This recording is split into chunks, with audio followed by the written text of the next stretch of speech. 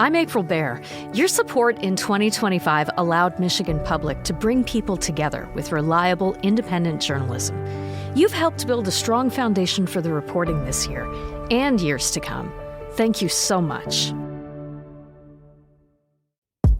From Michigan Public, this is It's Just Politics. I'm Zoe Clark. And I'm Rick Pluta. The state legislature is back to work today for 2026. There are certain things that must be done, including the budget. What's on Senate Majority Leader Winnie Brinks' agenda? So I'm hopeful that we'll be able to see a better budget process this year.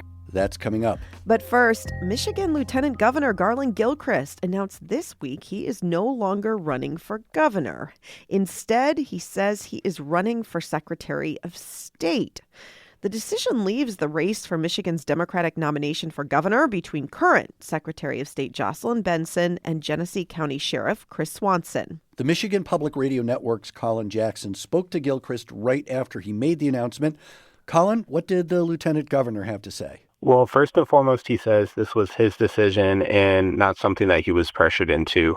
He says that this came from him campaigning and talking with people on the campaign trail where he was highlighting issues like affordability, housing, childcare, etc. And while they were talking to him about that, Gilchrist told me that people were also mentioning, concerns about elections and election integrity and election safety and interference. And the way he said it was all of the things he had wanted to accomplish as governor, if he were to win that position, you need to have a strong election first and foremost to be able to do the rest of those things. And so one of his first campaigns that he ever ran was for Detroit city clerk. And he thought that this would be an opportunity for him to kind of get back to those roots. Colin, you said that one of the first things he said was that he wasn't pressured to drop out. What do we know about whether that's true or not? Well, it's hard to say, right? From the outside looking in, there's a lot of optics around this race. For example, independent gubernatorial candidate and former Detroit Mayor Mike Duggan, his position in this race is a hiccup for Democrats and Republicans for that matter. But clearly Democrats do see this as somewhat of a hiccup. And so when you have polling showing that your party's candidate may be down, or it's a tight election and it's an important election year, sometimes it helps to have the party rally around one candidate so you can kind of push toward the election day while the other party's candidates may be fighting each other in a primary. And so while Gilchrist says, this was his own decision and his decision alone, this isn't the first time he's been pressured to run for other offices. Even when he first announced his campaign for governor, there was commentators saying, well, why don't you just run for Senate or why don't you run for mayor? And it was clear at that point he wanted to run for governor, so he was running for governor. Again, he told me that this was his decision that changed his mind and not someone else's. So you can take that at face value, but there's still that broader context that at the end of the day, this would presumably help Jocelyn Benson, who currently is at least the front runner from what early polling has shown. So that's the rundown on the governor's race. What does this mean for the race for Secretary of State, an already crowded field on the Democratic side? That's where it gets interesting because while the governor's race is a primary, so you can campaign to Michiganders all over the state and hope for, an upset or hope to surge ahead. The Secretary of State race is a party nomination, and so it's a much smaller group of people that you have to pitch yourself to and get on your side. And a lot of these are party insiders that are going to be coming together in April at the party's endorsement convention. And so for the race itself, you have Agogo Edevie, who is current Secretary of State Jocelyn Benson's deputy. You have Ingham County Clerk Barb Byram, who has been in elected office in one way, shape, or form, or administering elections for years now. I also talked to her earlier, and she was saying, she still sees herself clearly as the best candidate in the race, and she's pitching herself as someone with the years of experience on both the customer service side of things from the private sector position she's done before holding office to the years of experience she has just knowing elections inside and out. You also have former State Senator Adam Olye, who was also a department head within the Whitmer administration, who previously was running for Congress and abandoned his congressional campaign to run for the Democratic nomination for Secretary of State. You have former State Lottery Commissioner Susanna Shkreli also jumping in this race. So it's a competitive race, and it's a lot of people competing for not many votes when it really comes down to it. Again, because these are convention delegates that are going to decide who moves forward and not the broader public. That is Colin Jackson, Capitol reporter at the Michigan Public Radio Network. So much to be watching for. Colin, thanks so much. Thanks for having me. Just like last year, the state capitol remains under divided control. A Republican-led House, a state Senate run by Democrats. The difference? 2026 is a huge election year. And as we've been talking a lot about on It's Just Politics, the economy, affordability are top of mind right now for voters. So can anything actually get done policy-wise in Lansing before November? On this first day of session of the new year, we asked that question and more of the leader of the state Senate, Democrat Winnie Brinks. There are ways that we can address that legislatively in the state of Michigan, make that a little more manageable for people. So we'll be working on that, particularly when it comes to things like energy costs, childcare, ensuring we're continuing to invest in that job training to help people boost their income. That's the other side of the affordability equation. And then making sure that we are paying attention to people's ability to trust what's happening in the legislature and in state government, and to know that we are working for the good of our constituents. And that's a huge contrast to what we've seen far too much of, is a lot of talk and not a lot of action. So, Senator, have you discussed the possibilities, what can get done with your counterpart in the House, Republican Speaker Matt Hall? Not in depth. We've seen him discuss a number of things. His top two comments seem to be doing as little as possible and repealing things that have made big progress for the people of Michigan. So I'm not optimistic that we'll see a huge overlap on our Venn diagram, but there are certain things that must be done, including the budget. So I'm hopeful that we'll be able to see a better budget process this year, and that he will commit to getting it done sooner and on time and in a much more transparent way, without some of these last minute actions that he's been taking unilaterally, or notably refusing to take when he failed to pass a budget out of his chamber early enough in the year for us to even get close to meeting the deadline of June 30. Senator, I think one of the things that you're alluding to there is this $645 million that was unilaterally cut by the House Appropriations Committee late last year. The legality of that cut making its way through the courts right now, but currently the money is being dispersed. What are your concerns that something like this could happen again with this upcoming budget? I think that we will see the courts take definitive action here, so that we'll have a clearer picture, because they understand the immediacy of the issues around the decision that the House unilaterally made to basically halt any of those dollars from going out. Regular folks are experiencing a lot of uncertainty, and that is, the business community as well as the nonprofit community, particularly the nonprofit community that is an extension of the services provided by state government. A lot of those are health and human services. They're things like housing. They're things like substance abuse treatment or mental health crisis intervention. We have partnerships with so many of those groups that are expecting to have the state keep its promises and to follow through on the resources that it has promised for addressing these issues that are of great concern to the people that we represent. So I'm hopeful that this is a bit of a wake-up call for the House, and that they will understand that it is important for maintaining the integrity of what state government does, but importantly, the trust of the people who sent us here to work for them. Senator, I realize I don't think you and I have talked since that cut of more than $500 million in work projects. Were you aware that that was something that could happen before the vote in the House actually happened? The speaker had certainly mentioned that he was interested in utilizing that tool. And in the past, it has been utilized appropriately in a very narrow way with a small number of grants or appropriations. I don't think anybody really anticipated the scale of the decisions that were made over there in that House committee unilaterally.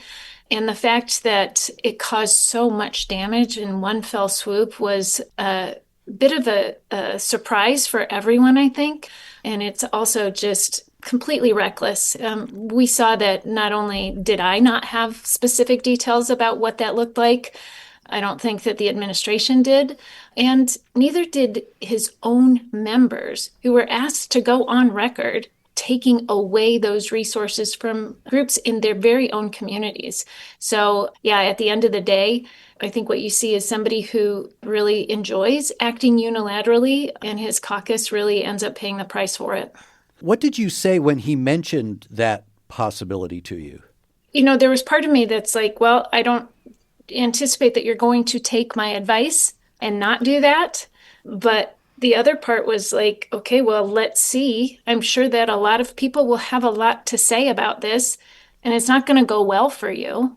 But after that, he's his own person. As much as I would like to help him be a better leader, or, give him some of the little bit of wisdom that I have from doing this for a little bit longer than him, he is not generally open to that.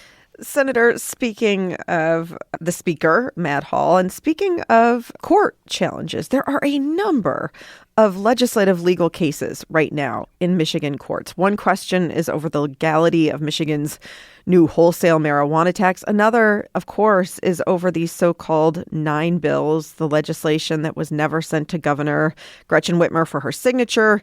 You've sued House Republicans. One of the reasons that a judge was initially hesitant to order the bills be sent is this idea of separation of power, right? That the judicial branch shouldn't get too involved with telling another branch, in this case, the legislature, what they should or shouldn't do.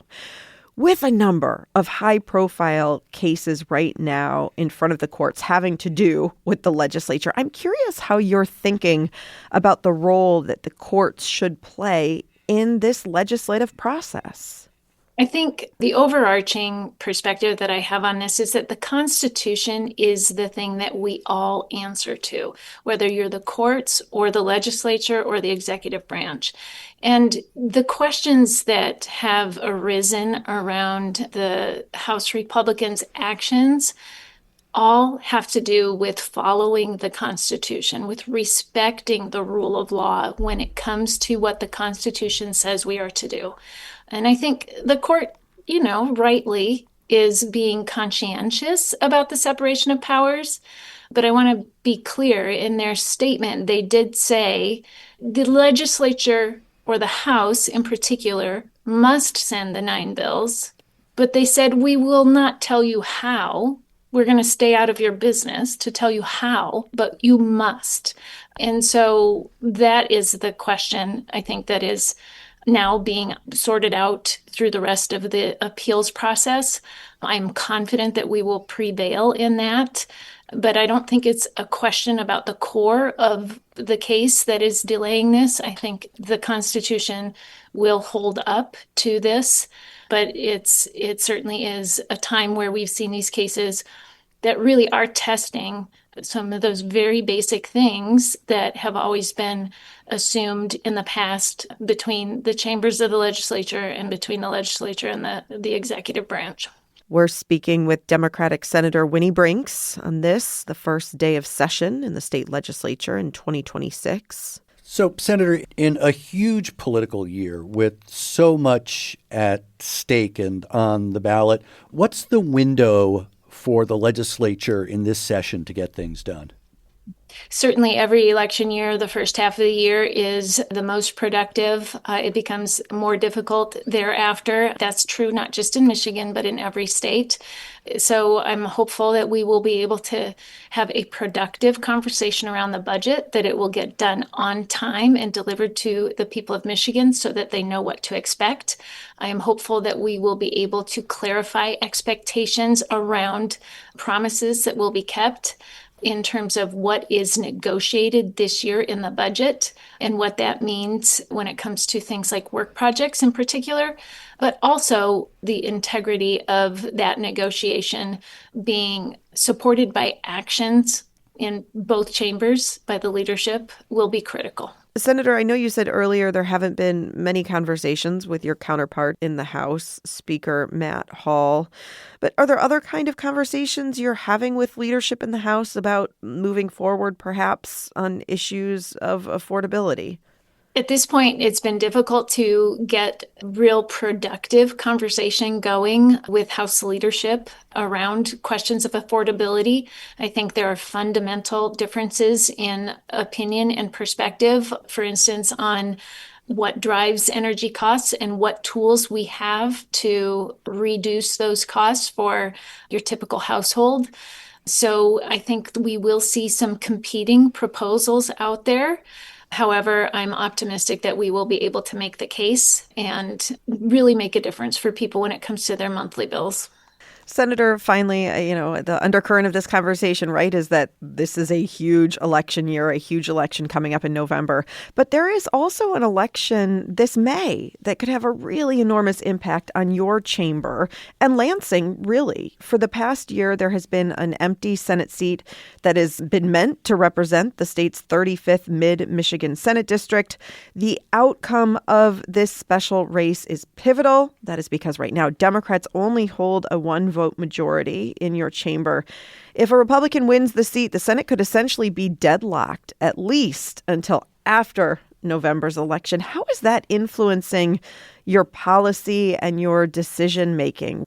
Yeah, I think we will face every new day as the new challenges arise. Every time we turn a corner, we think we know what's going on and some new factor appears.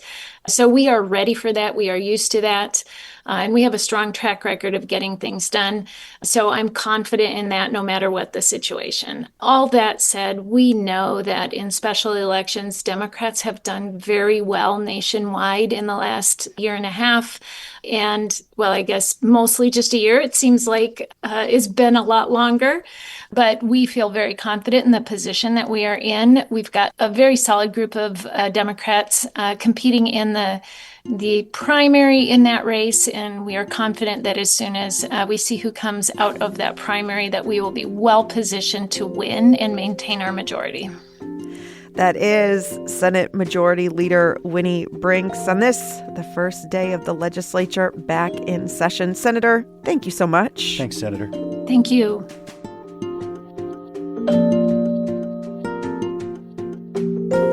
And Rick, finally, like we mentioned there at the end, that open seat in Michigan's 35th Senate District is a pivotal one. It's going to help determine the makeup of the state Senate. In just a few weeks, February 3rd, voters in Midland, Bay City, and Saginaw will choose which two candidates in that primary will move forward to the special election for the seat in May. You can find details about the race on the website. We are going to link to it. Head to michiganpublic.org/politics. We will also be talking about the race, the candidates, the issues, and what's at stake in the weeks to come here on the show. And that is It's Just Politics for today. I am Zoe Clark. And I'm Rick Pluta. Let's talk again next week.